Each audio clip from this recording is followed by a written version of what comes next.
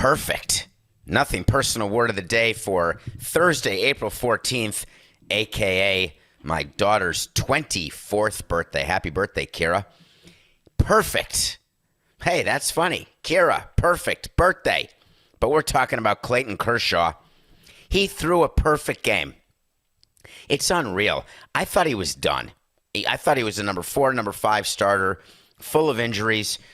First start of the season against the Minnesota Twinkies, and he throws the 24th perfect game of all time. A perfect game is when you get 3 up, 3 down, 9 times. 27 up, 27 down. No walks, no hit by pitches, nobody on base, no errors, no nothing. We're talking nada. 9 innings in a row.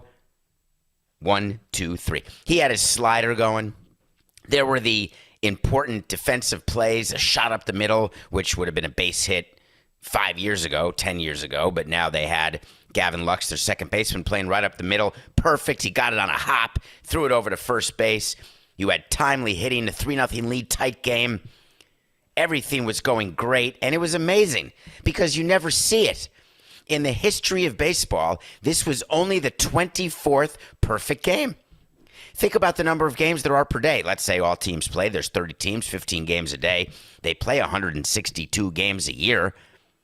Baseball's been going on for over $100, maybe $140. It's so cool. We were a part of history. What? Hold on. Coco, we will. It was. Yes, it absolutely was a perfect game. I watched 7 innings of it. Oh, all right. We can do that again then, if you want. I thought it was our whole segment's though about how great it is that Clayton Kershaw was allowed to throw a perfect game, and how amazing it is and how good for baseball. How young fans are talking about this morning. I figured everyone would be talking about All right, we'll do it. 4, 5. Count me in. 69.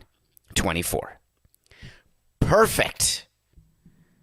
Not the nothing personal word of the day for April 14th, 2022.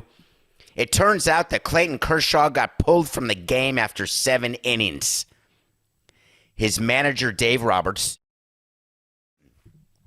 the president of baseball operations, Andrew Friedman, and supposedly the player, Clayton Kershaw, all said after 7 perfect innings, where it's not like it was close. If you watch that game, I'm watching as a team president, and I'm getting excited because I'm about to watch history, and that's why you watch a baseball game, because you never know. Every day could be history. He gets to the 2nd inning, 3rd inning, you don't pay attention to any of that. The 4th inning, I start calling the clubhouse manager. I'm starting to switch out bases every inning so we can collect as much as we can that we can sell and give. We're getting extra ticket stubs. We're getting game-used balls. 5th inning, everything's great. 6th inning, my God, Minnesota's not even working him deep into the count. It's freezing cold in Minnesota. I can't believe he's doing so great. He's not schwitzing. He's not hot. He's not overheating. They've got a lead. 7th inning through. Oh, my God, we're 6 outs away. Let's break in on MLB Network. This is why we did a network, and we got the rights in every local TV deal. MLB Network has the right to show any sort of historical event, 3,000th hit.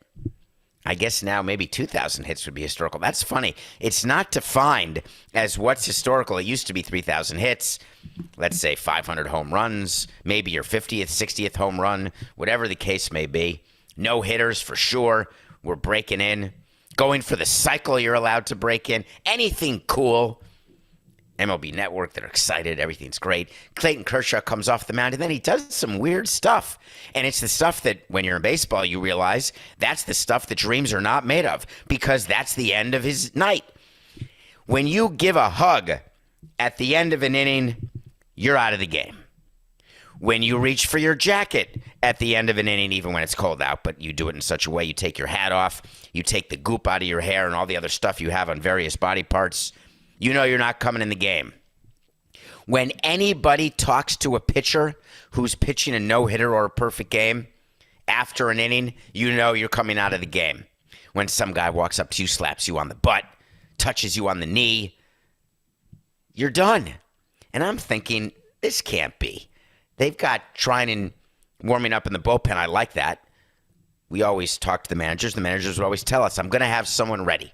Because in a no-hit situation or in a perfect game situation, if we stretch the guy, the pitcher, the minute he gives up a hit or a walk or whatever the case may be, we're pulling him. So we have someone warming up. They're ready. And pitchers on the mound know when someone's warming up in the bullpen.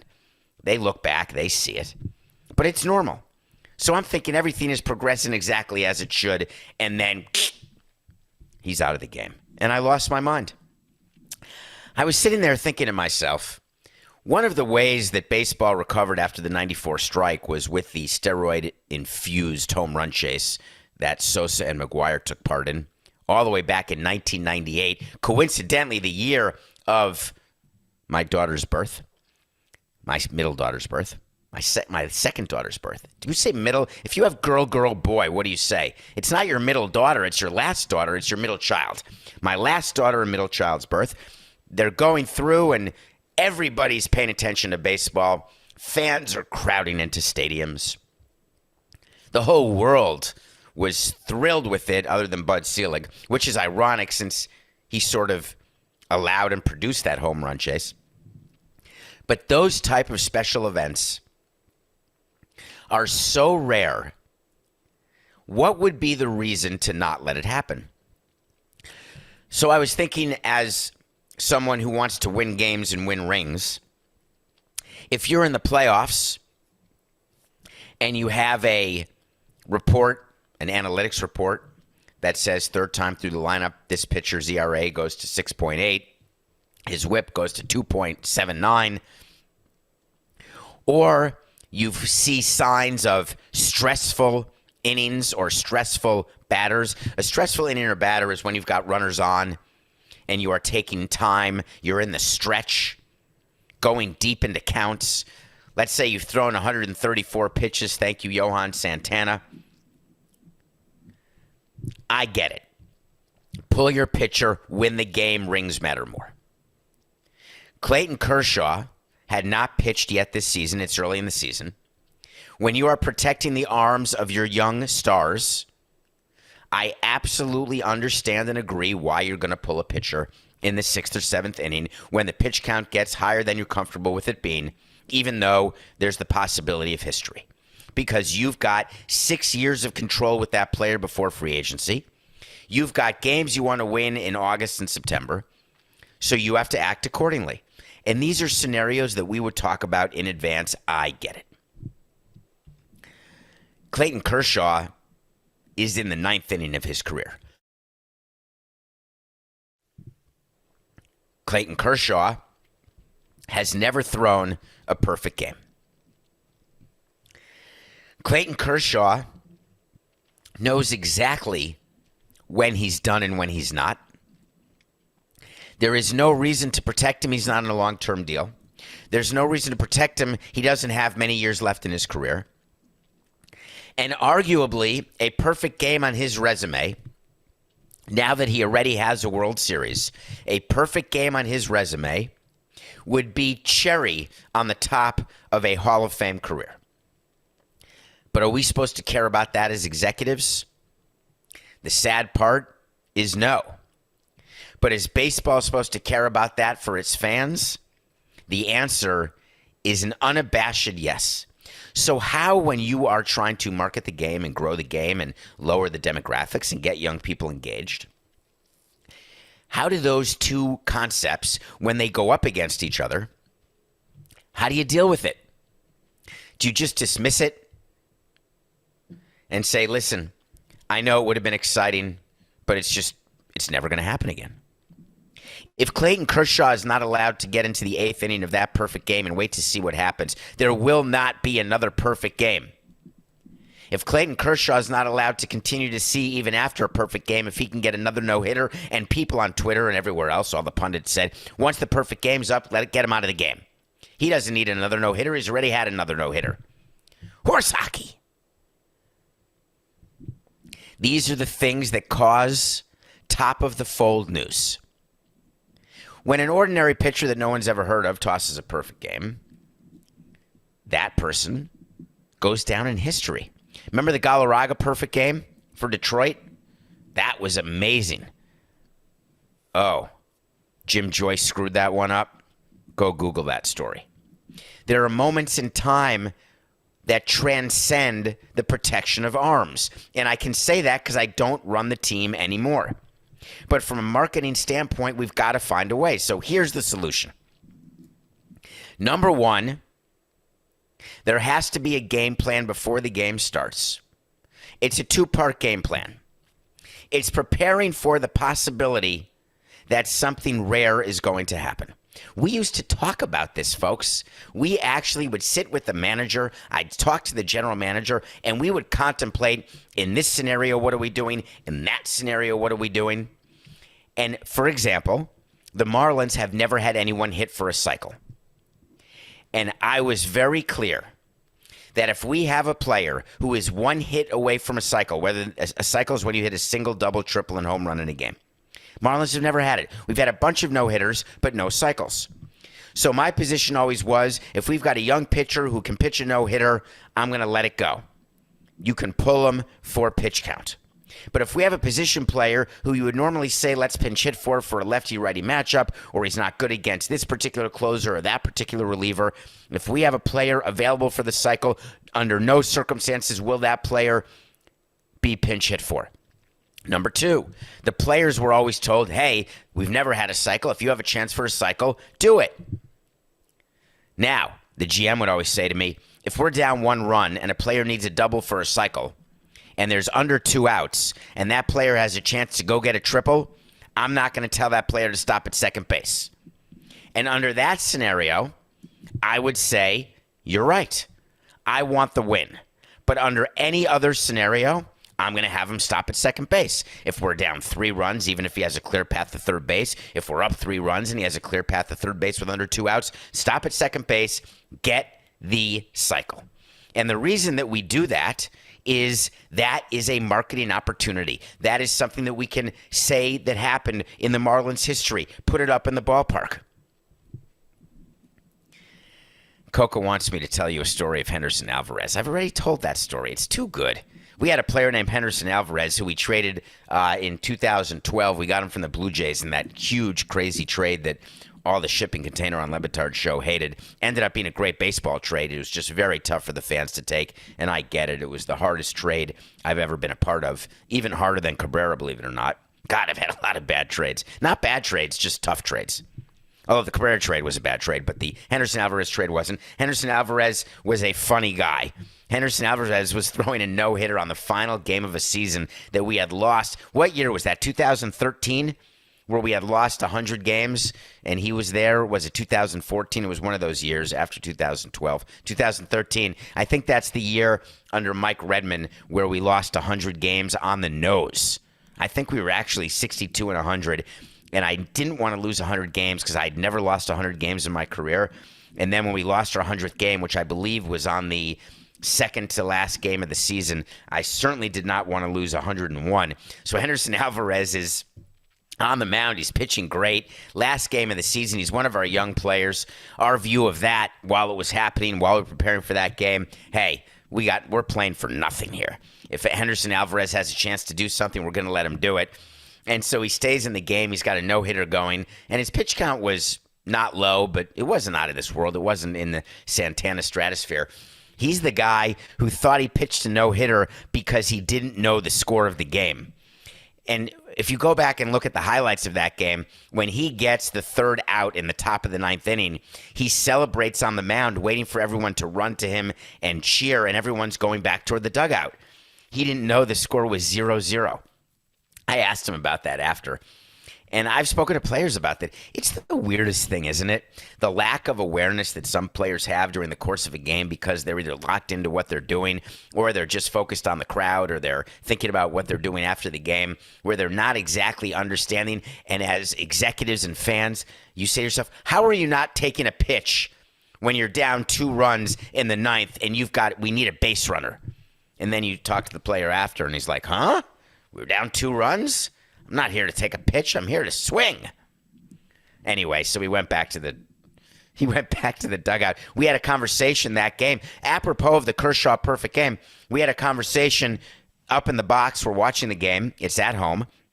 It's the top of the ninth. Alvarez goes out. He only has 99 pitches. He's got the no-hitter through 9, but we haven't scored. And we made a decision and communicated it that Alvarez was going to go out for the 10th because we wanted him to get the no-hitter. There's nothing to lose at that point. The Marlins ended up winning on a pass ball in the bottom of the 9th, which was amazing. I believe Stanton scored the winning run on a pass ball to finish 62 and 100, which then gave Alvarez the no-hitter on the walk-off. That was a very memorable end-of-season game for a very ridiculously difficult 100-loss season, the only one of 18 that I had. So the answer is these things are talked about. So how the Dodgers would not allow Kershaw to go, it's hurting baseball. So after the game, do you know what happened? After the game, Dave Roberts and whoever was the executive at the game, Andrew Friedman, whoever was there, whoever was the PR media relations person traveling with the Dodgers, they got to Kershaw and they said, all right, we're going to need an answer. And here's what the answer is going to have to be when the media says to you, hey, what happened out there? You're going to have to say that you wanted out of the game.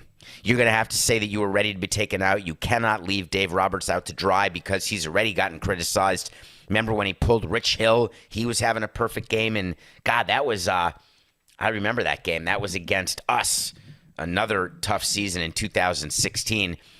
So Dave Roberts has done this before. Many pitchers, Kevin Cash did it to Blake Snell in the frickin' World Series, might I add. So you get to Clayton Kershaw. Clayton Kershaw agrees to play ball. He's been around the block. He's a veteran. And he tells the media, hey, blame the lockout. Blame this on the fact I didn't pick up a ball until January. My slider had no bite. I was good with the decision. I was ready to come out of the game. That may have been one of the top 10 most bothersome quotes I've seen.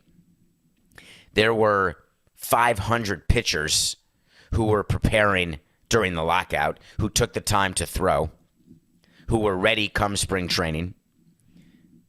There's nothing to do with the lockout that you were not prepared or stretched out. You're Clayton Kershaw.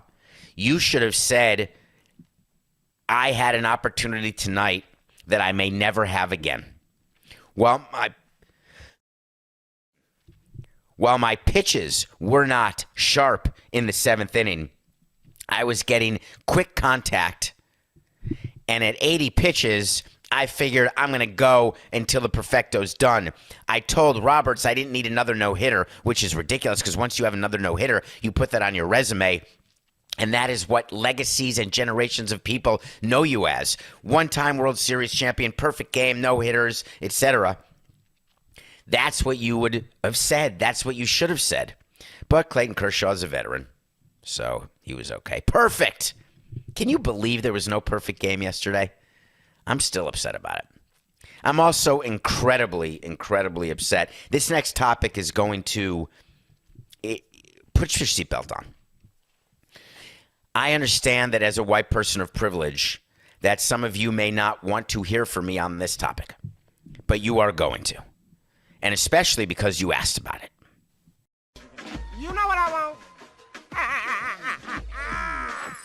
I want to talk to Samson. So you want to talk to Samson? Get in my Twitter, David P. Samson, please, if you don't mind. Hit follow, ask a question, get into my DMs. They're open. I don't know how long they're going to be open, but they are definitely currently open, and I respond. You can ask people. I don't respond to everyone because I can't.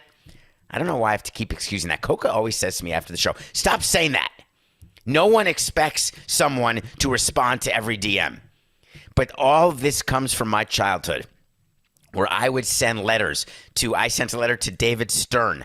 I sent a letter to corporations. I always was trying to contact actual letters, actually, love. And I never got an answer from anybody. And that's the equivalent of the modern day DM, even though it's a much bigger pain in the ass to do a letter. But no one ever responded because I always thought like I'd send things to athletes. I just was one of those guys. I wanted contact. I wanted to feel like I had some connectivity to these people. Nope. Madonna, would you actually don't answer me anymore, Madonna. I have frozen Madonna in the 1980s and 90s. You're frozen. Vogue. I can't believe what she did. Why? My love is now crossed the borderline. Okay, so say you want to talk to Samson as a question. Hey, David. Hi. Can you explain this to me? Why is this such a big deal? Bunting with a large lead? Question mark. I feel like you're missing the real thing that happened in that game, but I got two things to discuss with you. And it's going to take a minute. But we have time, and our retention rate is so good that you're going to listen, and believe me, we don't take that for granted. Two concepts here. One, unwritten rules of baseball. Two, race. Let's take the easy one first. Unwritten rules of baseball. When you've got a 10-run lead, you do not steal a base, you do not bunt, and you do not score on a sacrifice fly. Those are the unwritten rules. If you violate the unwritten rules, you get hit in the tuchus by a Tony La Russa-led team. You get criticized. You may have the possibility of a bench-clearing brawl. Those are the rules. Well, I've got a news flash for everybody in baseball. There are no more unwritten rules. This marks the final day of such. Guess why? Because the way baseball is played today, there is no safe lead. You do not know for sure how a game is going to end, and every win matters. My job as managing a team, general managing a team, being a president of a team, being a player on a team, you have one job. Notwithstanding the fact that I'd like to get a perfect game, and I've got a big enough lead, I'm going to let my pitcher go until one guy gets on base. The tying run wouldn't even come to the plate, for crying out loud. You have one job, and that's to win games. Now, don't talk to me about payrolls and about tanking and about all the other different things. We're talking about a specific game on any given night.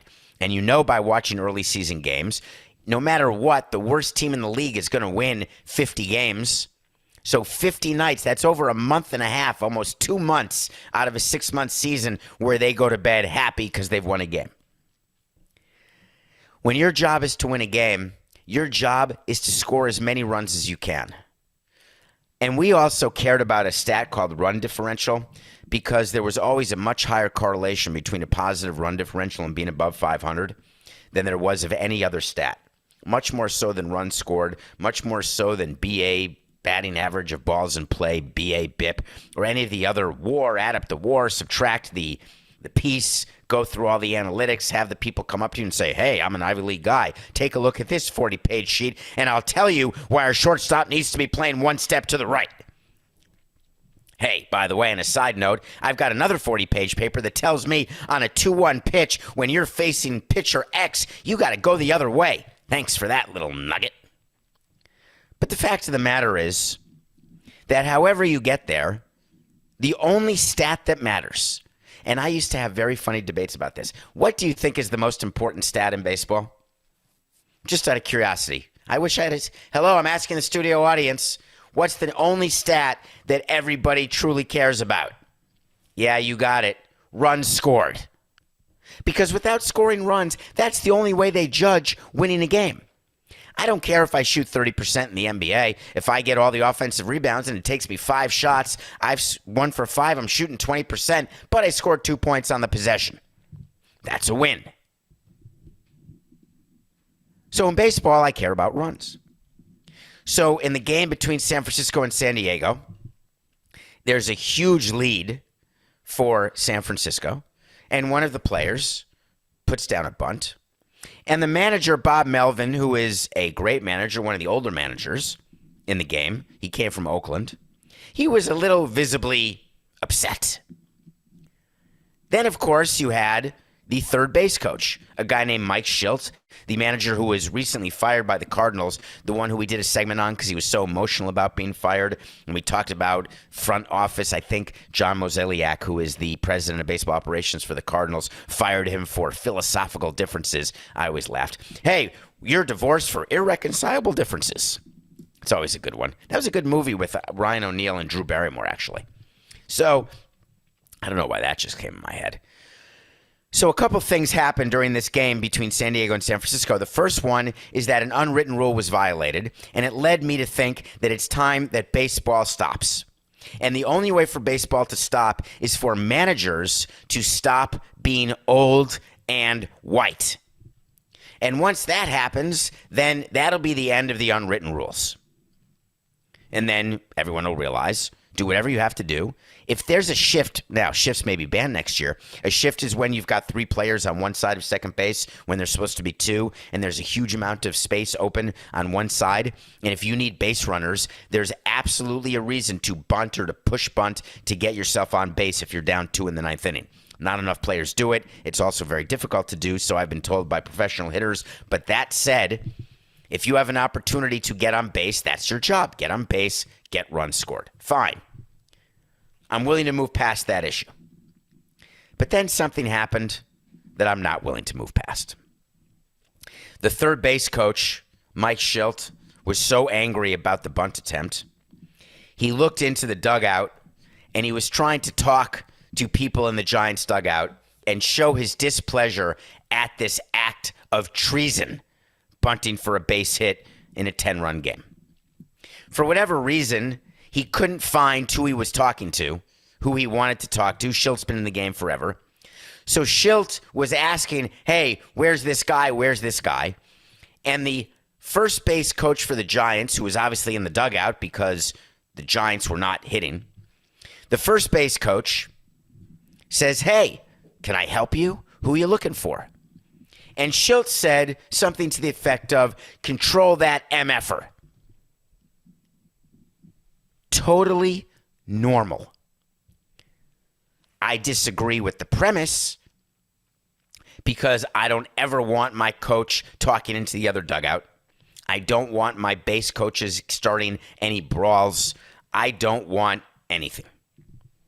I don't want my coaches to be upset that the other team is trying to score their 11th or 12th run because I want us to be better. But Shildt was angry. Also, an old school manager, former manager. So the first base coach, for the Giants says something. They get into a little conversation, and all of a sudden he gets ejected.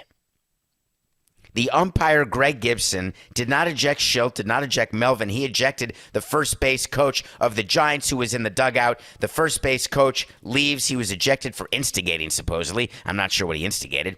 He leaves. The Giants then have a woman who takes over as the first base coach. History is made that night, and guess what we're talking about?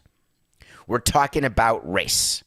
And the reason we're talking about race is that Antoine Richardson, the first base coach of the Giants, after the game, said something, and this is where it gets dicey, because I don't want you to think that I am saying this from a position of white privilege. Because if I'm missing something, then tell me. I want to learn.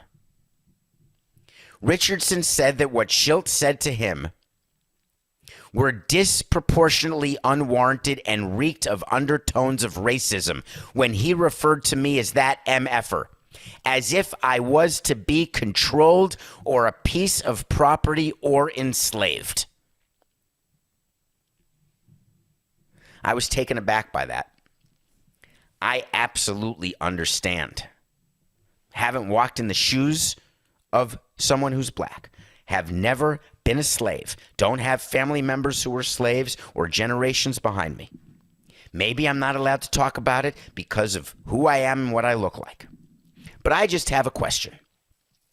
In general, when you have something that you are trying to educate people about, whether it's race, whether it is math, whether it is interpersonal relationships, it doesn't matter what the situation is. When you are trying to educate someone, isn't it best to educate through an example that is actually indicative of the underlying issue that you are trying to educate a person on?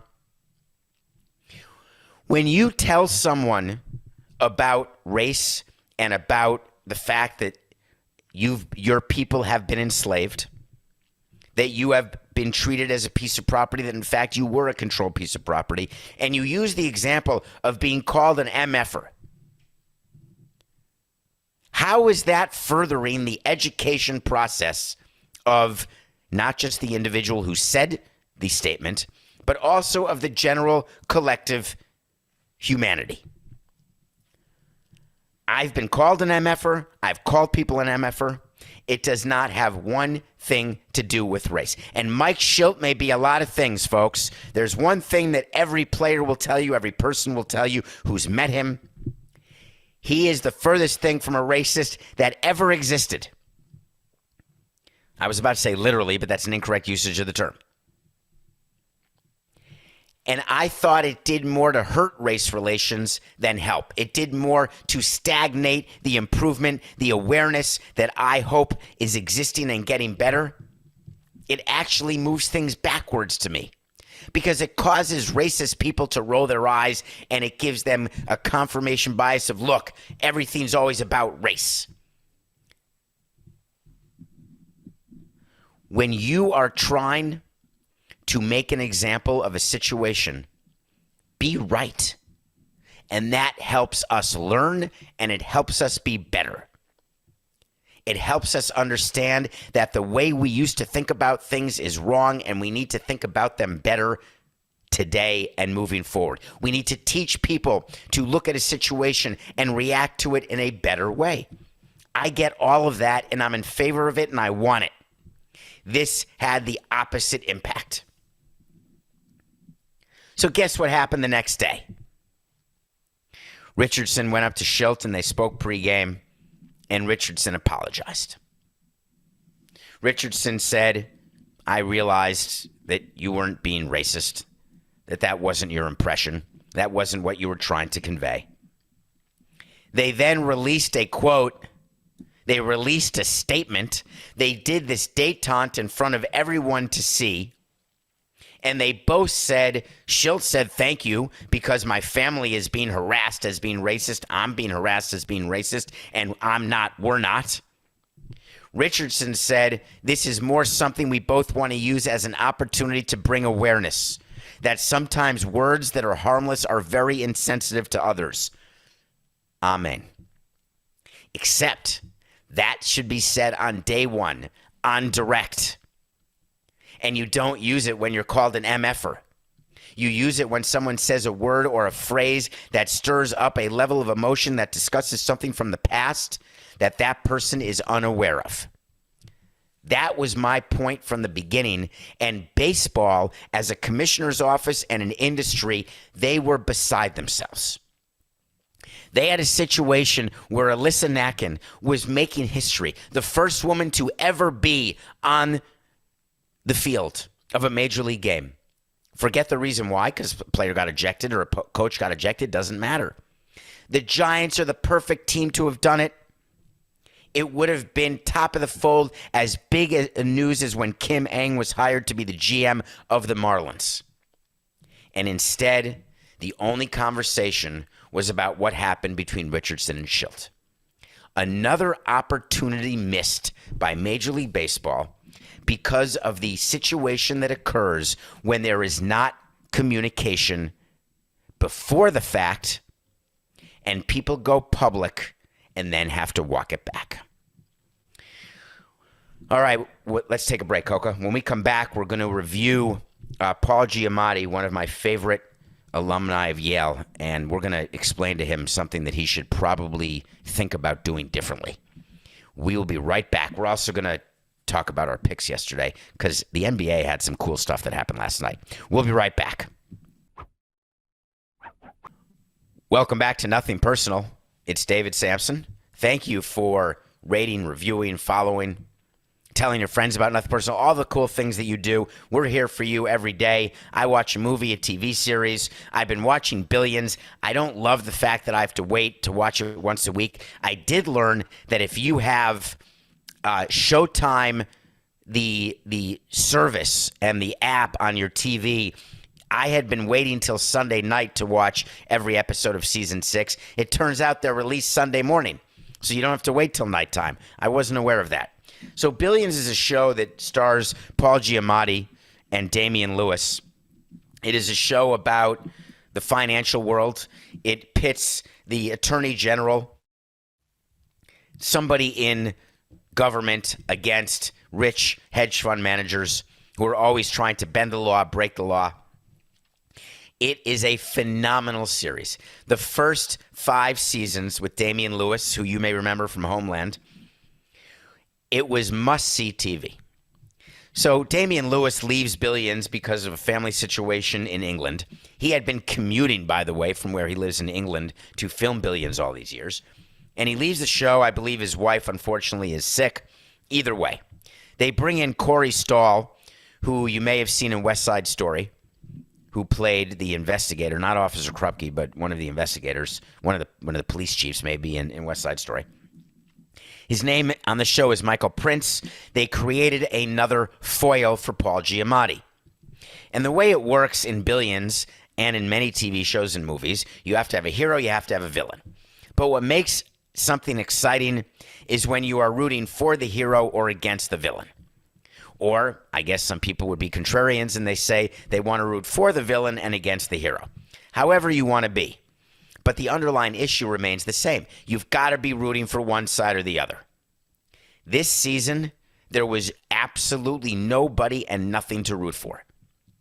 If you have not been watching season 6, don't start. If you are watching season 6, stop. It is not worth it. And it got me thinking about money. The reason why Billions has a season 6 is that the ratings, the viewers, people who are clamoring for it, they felt as though there was more meat left on the bone. There were more stories to tell even with Damian Lewis leaving. The best shows, the best movies, they know when to end. Billions season 6, they had no idea when to end. Okay. Nothing personal, pick of the day. We won both. Did you see Corbin Burns? Yes, he pitched much better for the Brewers. The Brewers beat the Orioles 4-2. They needed 2 in the 8th. One of their bullpen, they've got 2 great bullpen arms at the end, which really is what you need to win a ring. Devin Williams and Josh Hader. I was just thinking, what is the name of the actor in Napoleon Dynamite, Coca? Because for whatever reason, I was just thinking about that person. Josh Hader is the lefty who pitches for the Brewers, the all-star closer. Do you know who I'm talking about? He actually plays Napoleon Dynamite. I can't, maybe, is it John? Is it John? Yes! John Hader. That's awesome. Anyway, the Brewers beat the Orioles. That's a win. And then I was watching the play-in games. I'm in on the Hawks. We did a wait to see yesterday when we tell you something's going to happen, and then we'll revisit it. Our wait to see was that the Hawks are going to make the playoffs. They're going to win 2 in a row. They crushed the Hornets. Crushed them. So we're 44-36. All right, no NBA tonight, but we have some baseball. Of course, the Los Angeles Anaheim Angels, the Anaheim Angels of Los Angeles, the Ohtani, Trout, Rendon-led Angels, they're having troubles winning games. They've got Ohtani on the mound, and I wanted to mention the psychology of what it means to be Ohtani. Probably the most recognizable athlete in Japan now. Sorry, Ichiro. Number 2, he is the defending unanimous AL MVP. 46 homers, 100 RBIs last year. He pitched 100 and something innings of, number 2, number 3 starter stuff. He's pitching tonight, but his bat has really been a problem. He's 4 for 25 this season. He has no home runs, only 1 extra base hit. And as much as he will say that his slump at the plate will not impact his time on the mound, I don't buy it. I'm taking the Rangers over the Angels and Ohtani tonight. The Texas Rangers are my absolute winner for most disappointing start, only because they signed Seager, they signed Simeon, they're supposed to be good, and they stink. But that's the pick. All right. I read something yesterday that surprised me a little bit. I didn't realize when Tom Brady retired that he was negotiating with Stephen Ross. Did you? Were you aware that Stephen Ross, the owner of the Dolphins, wanted Tom Brady to be a minority owner of the Dolphins.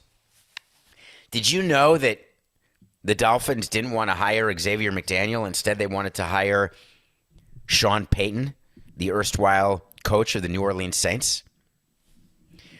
Were you aware of any of this when Tom Brady unretired and said he was going back to the Tampa Bay Buccaneers and then Bruce Arians got fired? Just asking. A couple days ago, it came out that there was a full plan in place with the Miami Dolphins, and that plan was ready to be executed on. They were going to make Tom Brady just like Derek Jeter. And at the time, Derek Jeter was still with the Marlins as the owner and CEO, getting a lot of attention around town. There's connectivity between Brady and Jeter, only in that Brady's the GOAT, Jeter's not. And Jeter has a house in Tampa that Brady lived in, and they each played for only one team. Oh, no, Brady played for two teams. Yeah, no. They're not similar at all. But that said, Stephen Ross, the owner of the Dolphins, has had a career as an owner in Miami that makes my career as president look good. No playoff wins, no Super Bowls, obviously, no conference championship appearances, obviously, because he's never won a playoff game. Done a lot of cool things with Dolphin Stadium, which is now called Hard Rock Stadium. They're having the Grand Prix there in a couple weeks. They have the tennis tournament there that moved up from Homestead, just a lot from Key Biscayne. I mean, so a lot of cool things. But there's one thing that Stephen Ross is obsessed over as he hits into his 85th year. He's newly single. He's all excited. Everything's great. He wants to win, and he's got a chance to do something that every Dolphins fan wants to do. Give a little ets, a zutz. I can't think of the Yiddish word right now. I think it's a zetz to Robert Kraft and the New England Patriots. Because Tom Brady is known as a Patriot. He's not known as a Buccaneer, even though he won a Super Bowl with him.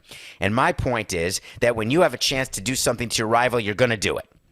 So Steve Ross says, hey, I think you and Giselle would be super happy in Miami. You're not going to live your life in Boston. You sold your house in Boston. You could go to L.A., but you're going to get lost in a sea of celebrities. You've got LeBron out in L.A., who's already started an entertainment company. You can come here and own Miami because Jeter has got nothing accomplished. And the fact is, I spoke to Bruce Sherman. He's going to get his ass fired. So why don't you come to Miami? We're going to give you a deal where you're going to get a percentage of the team. You have to make absolutely zero investment up front.